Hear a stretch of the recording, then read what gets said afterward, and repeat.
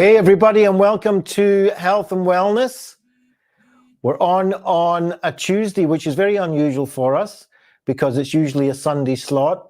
But for the next 4 weeks or so, not going to be available on a Sunday. And this was too good to miss. I want you to meet Jamie Wall in a second. And when I came across him just a couple of days ago, I realized that his story is basically why I started this vlogcast. I mean, it's about health and wellness, and I wanted real stories, and I wanted human stories. I didn't want just professionals, although that's fine too.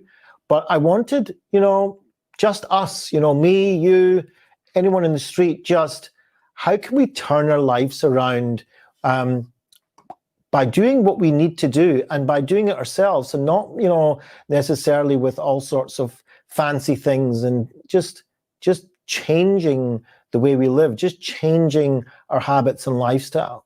So Jamie, looked like this when he first started, okay?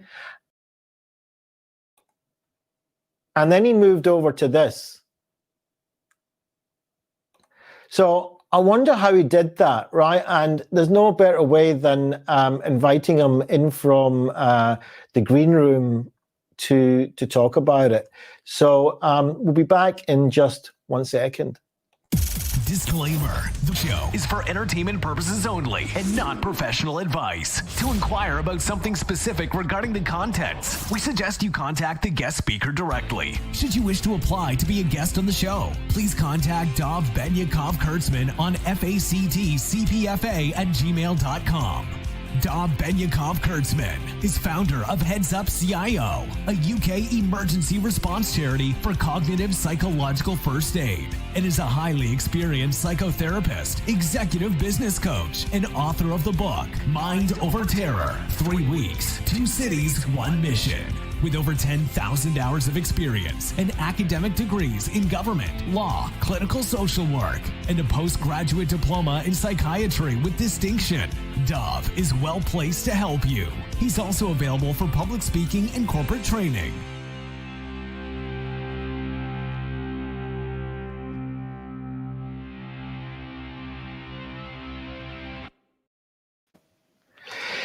Jamie Wall, welcome to Health and Wellness Live Talks. Hello, thank you for having me. I'm so excited to meet you. As I said in the introduction, basically you're the reason why I started this. And I wanted to meet people like you, and I wanted people that, other than myself, to meet you. And I thought this was the best medium to do it. Thank you. As it happens, I'm so excited that I came across you. And we've talked a little bit before we decided to do this, and it looks like we've got a couple of things in common also. I showed these pictures at the beginning, and we'll get into kind of other things as we go along. But I mean, that's the most fascinating thing I find. As I explained to you, I've been on this kind of keto journey for about 15 weeks. And I've just finished today a 66-hour fast. The first time I'd ever done that. I'm going to do it every month. I do intermittent fasting. I'm learning all these kind of technical terms. But when I came across that photograph of yours, it's just unrecognizable compared to who you are today, right? It's unbelievable. I can't believe it myself. A lot of the time, I walk by a mirror and turn around, and I don't recognize the person I see. I just can't believe how quick and how easy the weight's actually come off. It's incredible, and we're talking really about something about 10 months, really, aren't we? Is that what we're talking about? 10 months, yeah. I mean, 12 months of dieting, but 10 months of serious keto dieting. Yeah. Right.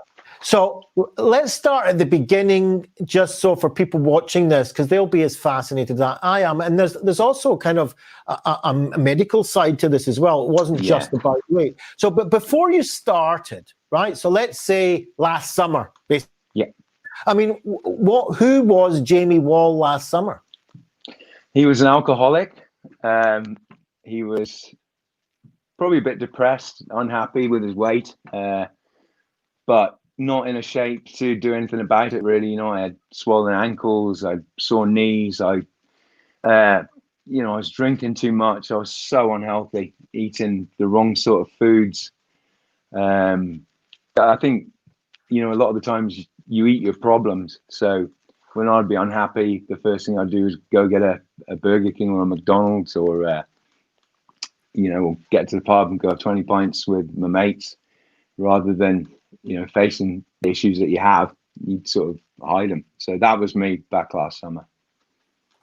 So you're drinking a lot. You called yourself an alcoholic last summer. I reckon you were, you had the weight, right? So what were you talking about?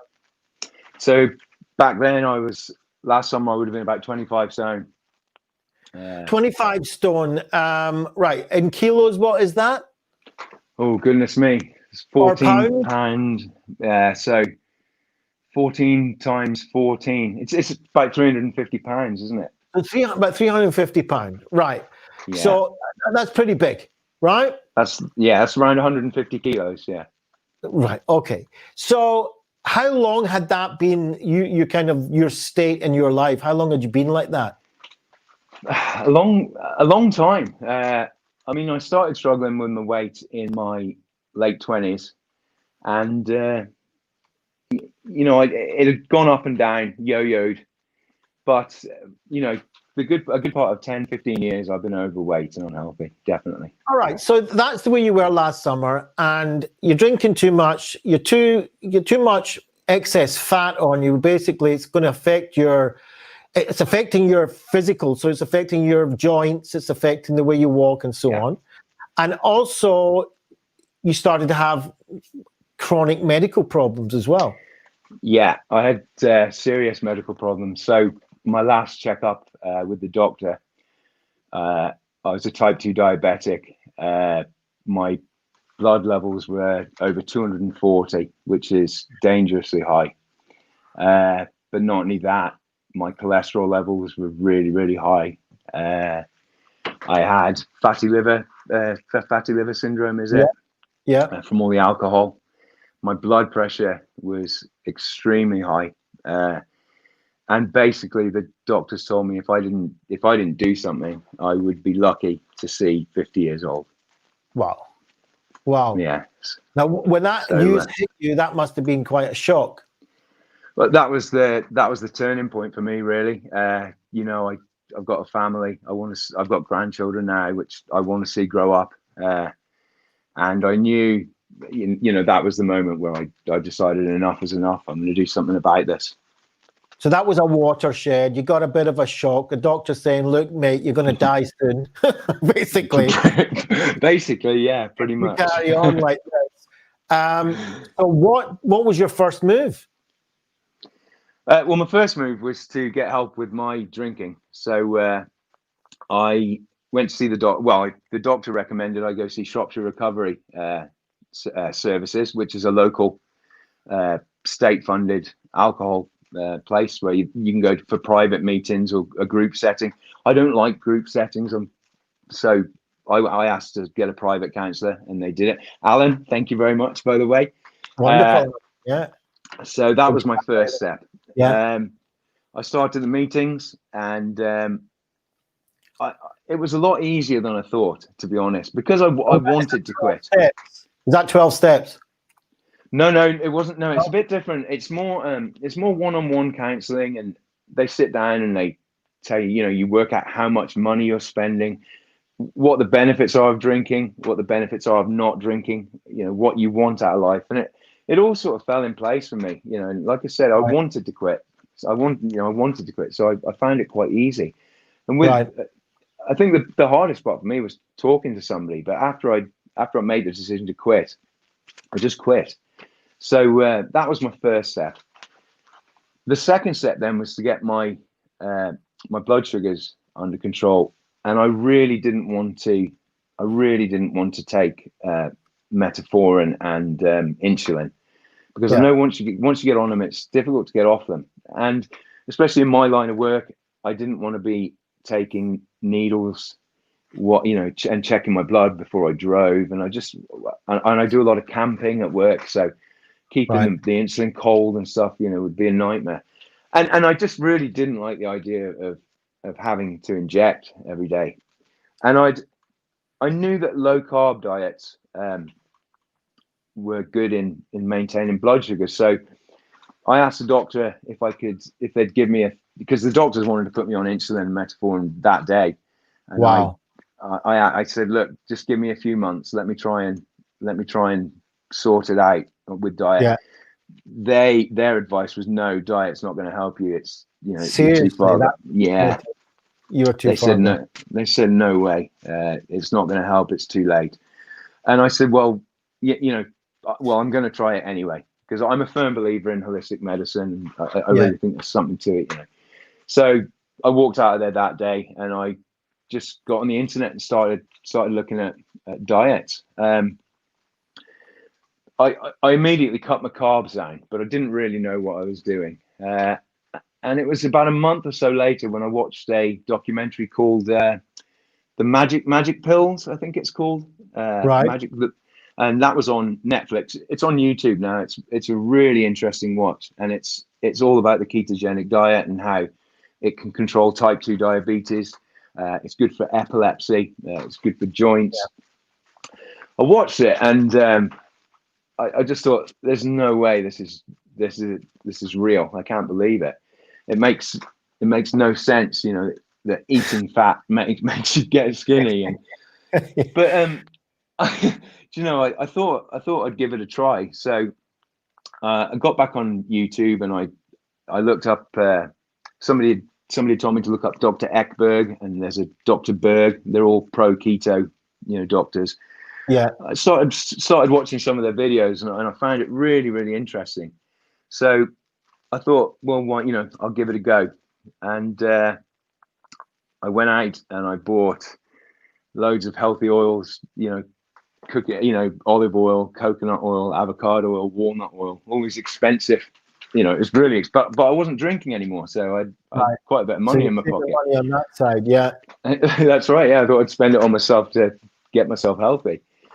And I just started, I bought a book on keto recipes and just started eating grass-fed beef, fish, organic lamb, venison, and with moderate amounts of vegetables. Because, I didn't realize that, vegetables are full of carbs as well. So you've got to be, whereas before, when I thought I was on low carb, I was eating 600-700 grams of broccoli to fill me up. That 600 grams of broccoli is going to have 25-26 grams of carbs, which will kick you out of ketosis. Right. So it's a big learning curve. Then I just started learning more about the diet, and my wife thinks I'm mad. I just constantly watching videos on YouTube about it and just learning as much as I can.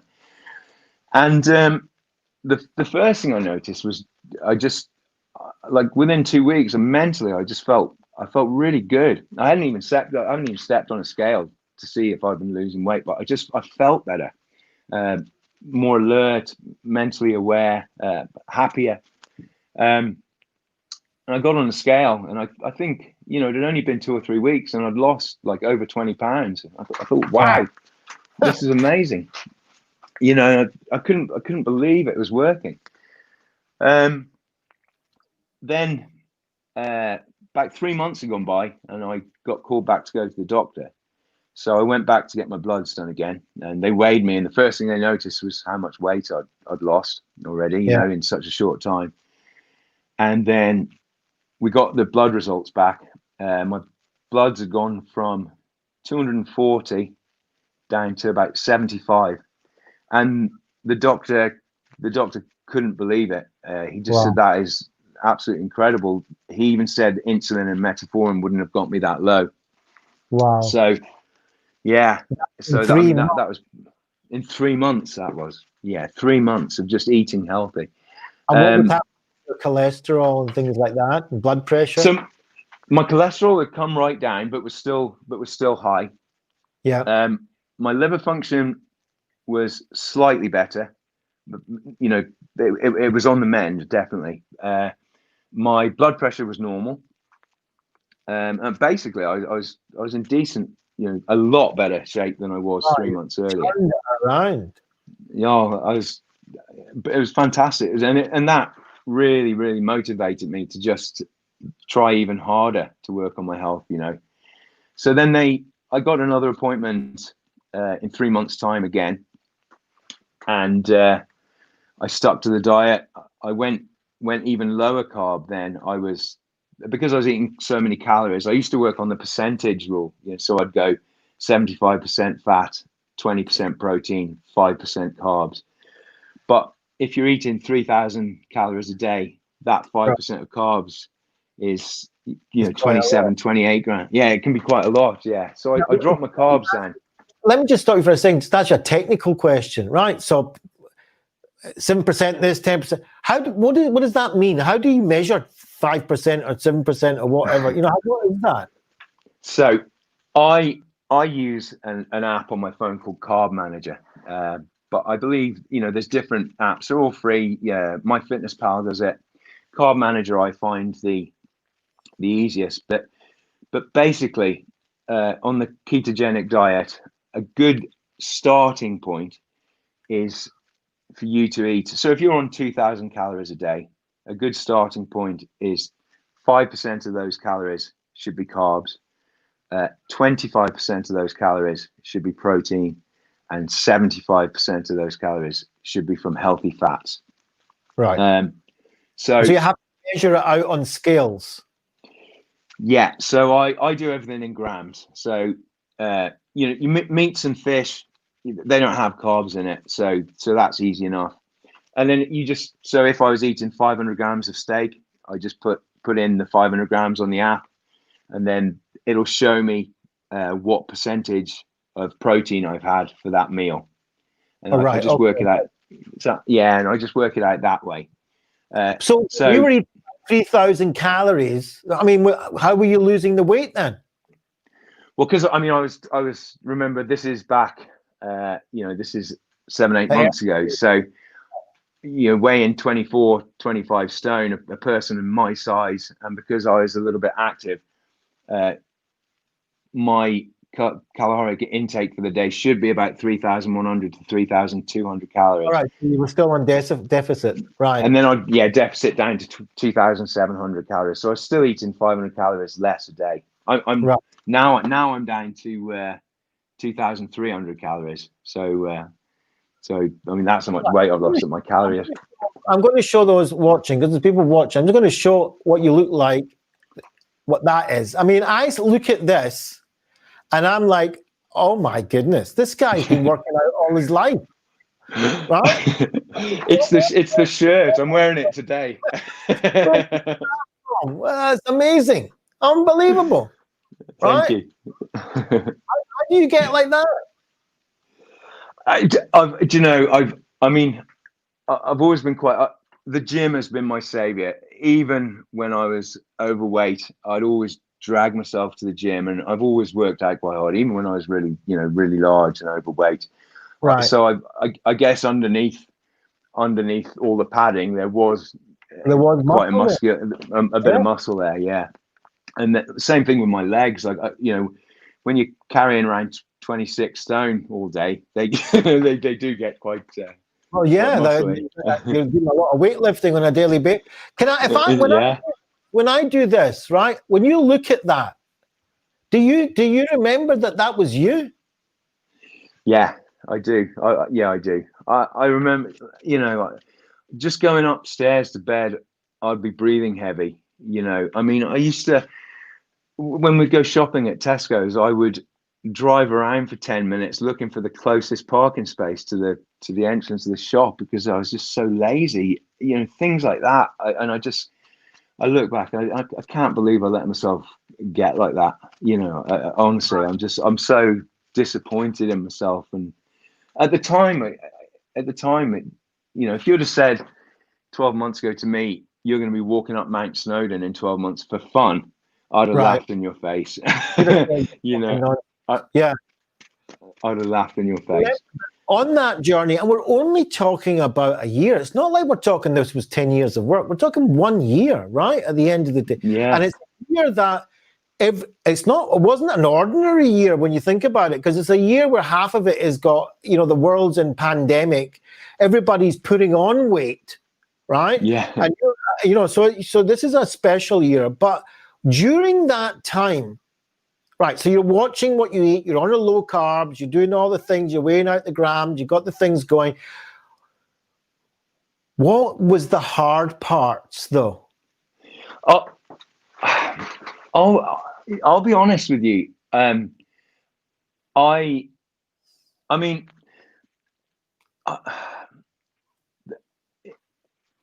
it was really rewarding. Like so lockdown for me meant my kids all came home from uni. I don't get to spend much time with my daughters. They were both at home with me, which was fantastic because I got to spend some real quality time with them. The gym's closed, so I couldn't work out. So I discovered walking. So I just get up in the morning, drag my daughter out of bed, and she'd come walking with me for hours. And that's when the weight loss really started, moving fast. It was difficult at first because, well, so there's a 4-mile loop around my house that I do every morning. Back last October, November, when I started walking it, the first time I did it, took me an hour and 50 minutes to get around it, and my ankles were in bits. I had to get home, put my feet up. I couldn't do it again for 2 or 3 days, but I just kept on it.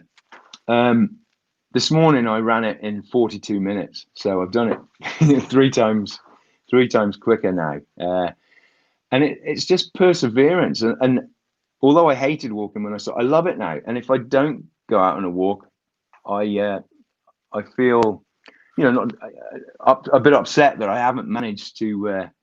It clear. I bought myself some decent earphones. I put my music on, and I just walk, and I love it. It clears my head. I get to think about stuff, and I just love it now. Say just now that you ran it also. I mean, you wouldn't have been able to run it anything when you were like that. The only time I ran back then was if McDonald's had Big Macs on sale. And the wonderful thing is that you said and you must have been like super motivated from day to day, because you're not finding any, it wasn't hard in the sense that you were falling off the wagon and all this. You were just kept going at it from day to day, getting stronger. And I'm a very visual person, so for me, I would notice another notch in my belt. So I have to keep making holes in my belt so my trousers fit.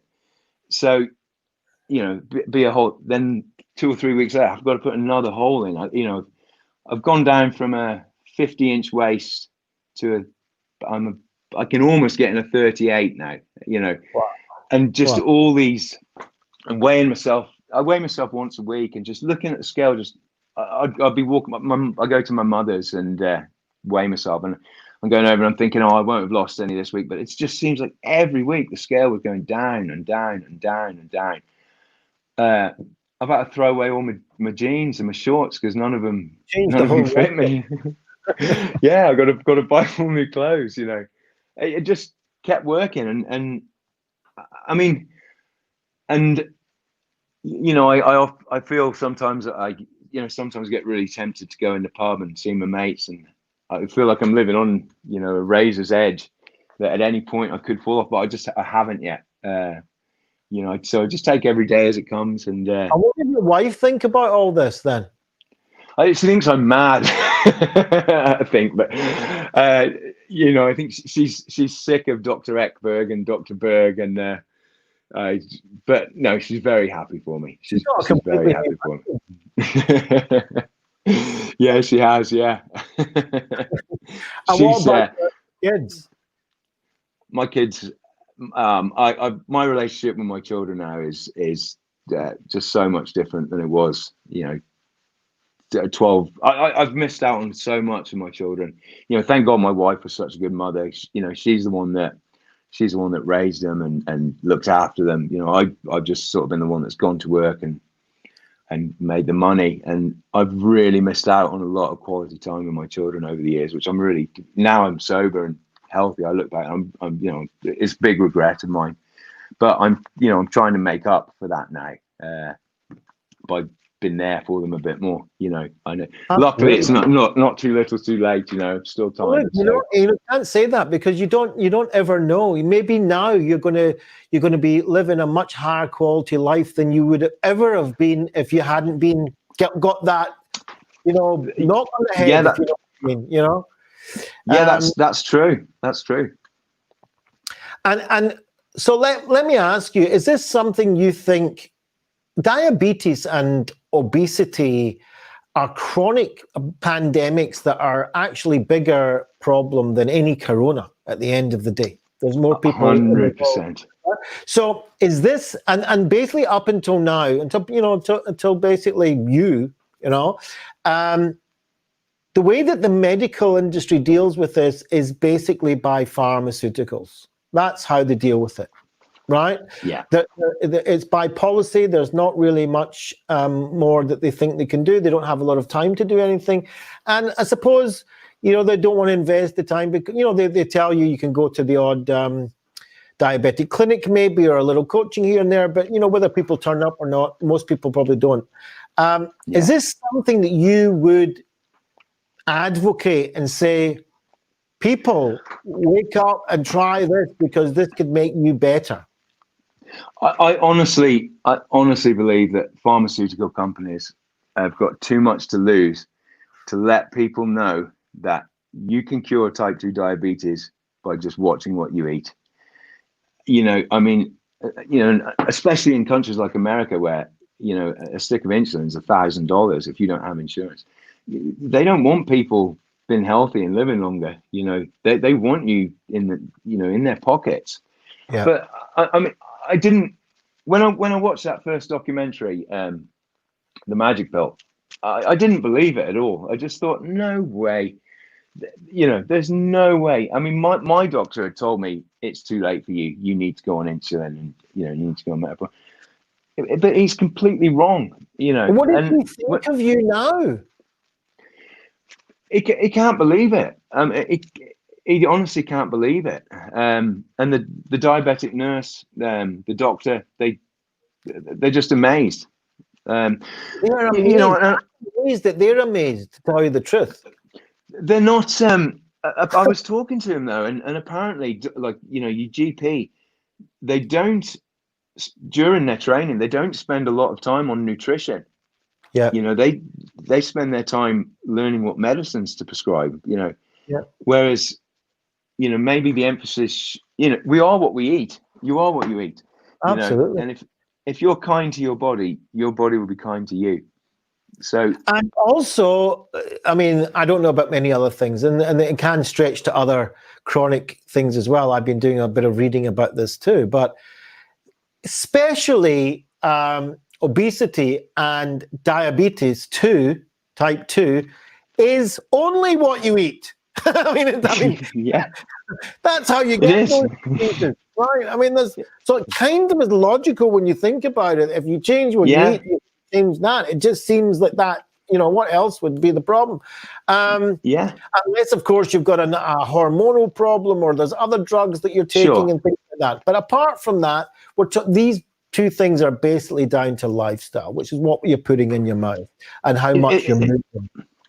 That's right. It's all about insulin resistance. Carbs, unrefined carbs especially, raise your insulin levels, and then when your insulin, you can't absorb the food in your cells, the nutrients in your cells. Fat doesn't have an insulin response, and protein has a very small insulin response, so they don't spike your insulin levels. Whereas carbs are basically sugar, which is basically poison. So whenever you're eating, flour or sugar especially, you're raising your insulin levels so much and raising your glucose. And when you look at ingredients, if you go into any supermarket today, and I've been noticing this over the last 15 weeks, I've never been on a diet in my life ever, and I don't consider myself even on a diet now. I've just changed the way I eat. But I walk into a supermarket now, and 80% of what they're selling, I don't even have any touch to it, because if you take away the sugar, there's nothing in that shop much that's left to buy. No, not at all. And I mean, like this whole idea that breakfast cereals are a healthy breakfast, it's nonsense. You're better off eating the packet. Yeah, it's incredible. And the over the last maybe 30, 40 years, the whole industry and recommendations have been low fat and basically high carb at the end of the day, right? Yeah, that's right. And no wonder the world's gone from starvation to obesity. That's right. Yeah, I mean, look at our grandparents. During the war. When they ate butter, cream, whole fat milk, steak, or they didn't have an obesity problem. No, they did not. Then they brought out, after the war, it was margarine, low fat this, low fat that, and now look what's happened. And the world's suffering from it. It's a fascinating talking to you. What would you recommend if somebody's watching this and they were either how you were a year ago or kind of something in between? What would you recommend if they were talking to you right now? What would you say to them? And they wanted to get better. So, it starts with, if you really want to do it, it starts with yourself, doesn't it? You've got to commit to it. You've got to do it for yourself. Research it. Get on YouTube and type in the keto diet. Look at some of the doctors and look at the evidence. And although it's unbelievable, it's true. Don't listen to like eggs. I eat 6 eggs a day. My cholesterol has come down from dangerously high to normal levels. So it's, eating red meat and eggs, it does not raise your cholesterol. It lowers it. It makes you healthy.